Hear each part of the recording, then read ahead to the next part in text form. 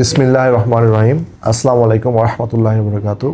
আজকে আমি একটি নতুন সার্কুলার নিয়ে আসছি। সার্কুলারটি হচ্ছে এয়ারপোর্ট টলিম্যান সৌদি আরব, গোল্ডেন ইগল গ্রুপ। গোল্ডেন এই ইগল গ্রুপের আন্ডারে ভিসা ইন্টারভিউ লাগবে না, সরাসরি ভিসা হবে।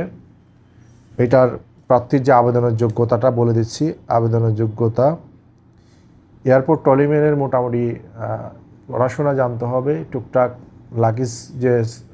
লাগেজের যে ইয়াগুলো স্টিকারগুলো আছে এগুলো পড়তে জানতে হবে, গেটগুলো পড়তে জানতে হবে, এয়ারপোর্ট নেমগুলো জানতে হবে। সুতরাং ইংলিশ মোটামুটি পড়তে জানতে হবে, তাহলে আবেদন করতে পারবেন। প্রার্থীর বয়স 21 থেকে 35-এর ভিতর হইতে হবে। এই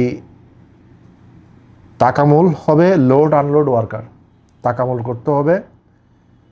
12 ঘন্টা ডিউটি, এয়ারপোর্ট টলিম্যানের 12 ঘন্টা ডিউটি।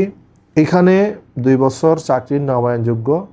বেতন হচ্ছে শুধুমাত্র 500 রিয়াল। আমাকে অনেকে বকা দিতে পারেন, আমি সত্য কথা বলতেছি, অনেকে বকা দিতে পারেন। এটা হচ্ছে 500 রিয়াল স্যালারি। এখানে হয়তোবা যারা যায় তারা ওই যে টিপসের আশায়, হয়তোবা অন্য ইনকামের আশায় তারা যায়।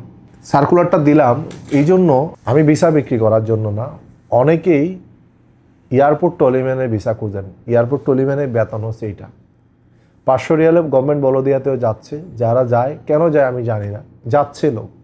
তা আমি কাউকে ফোর্স করতেছি না, জোর করতেছি না। যদি আপনাদের টলিম্যানে যদি যেতে ইচ্ছা হয়, গোল্ডেন ইগল কোম্পানিতে যেতে পারেন। এই হলো গোল্ডেন ইগল গ্রুপ, এটাই স্যালারি, এটাই কাজ। 12 ঘন্টা ডিউটি, 500 রিয়াল স্যালারি। এটা আমার বিবেকেও বাধা দেয়।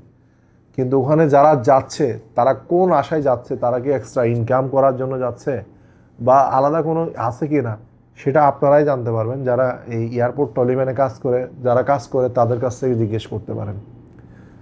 আশা করি যারা এয়ারপোর্ট টলিতে কাজ করে সৌদি আরবে, তাদের কাছ থেকে জিজ্ঞেস করে আপনারা কনফার্ম হয়ে যদি আপনারা নিজ উদ্যোগে যান, তাহলে যাওয়ার জন্য আপনারা যেতে পারেন। আমি কাউকে জোর করব না। কারণ হচ্ছে যে স্যালারি, তাই বলে দিয়েছি। স্যালারি বাড়ায় বলতে পারতাম, এটা আমার পক্ষে সম্ভব না। অন্তত আমি যতদিন বেঁচে থাকি আমার সত্য বলে ব্যবসা করতে হবে, সত্য বলে আমাকে আগে যেতে হবে। ধন্যবাদ। আসসালামু আলাইকুম ওয়া রাহমাতুল্লাহি ওয়া বারাকাতুহু।